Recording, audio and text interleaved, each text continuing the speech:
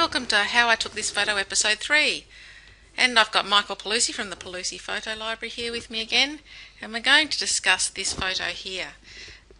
Mike, this is a very textured photo. Can you tell us about how you actually got it? I took this photograph in a place called Dwelling Up in the southwest of Western Australia. We were there for the long weekend, and it was winter and there was frost on the ground in the morning. It was very early, and this is the sort of time most people, sensible people, would stay in bed. However, being a photographer that I am, and I saw the opportunity of taking some frost photos, which are quite rare in WA, I walked out and crunching under my foot, I walked across the grass and found this little patch of weeds, and I thought that would be make a great photograph, a great close-up macro shot, and it's all about the texture and the pattern of the frost on the leaves. And so you were using your macro lens. Can you tell us about some of the settings that you used to get so close?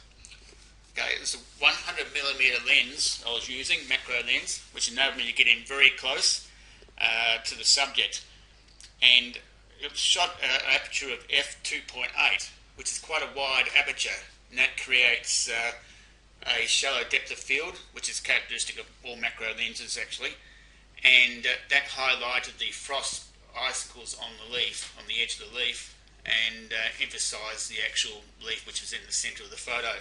It makes the rest of the photo out of focus. The background's thrown out of focus, which emphasises the actual subject I was photographing. And so were you low down, or were you taking it from above, or?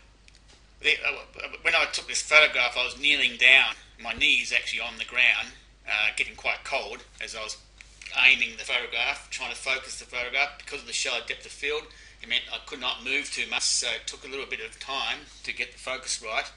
And I was using the ISO 400 setting, so I could create that to use a slightly faster shutter speed, because one of the problems of macro is that you can get out in our focus quickly and easily, so I used a 1/100th of a second shutter speed along with the 400 ISO, so I can hand hold the camera and therefore prevent the movement and then produce a sharp photo.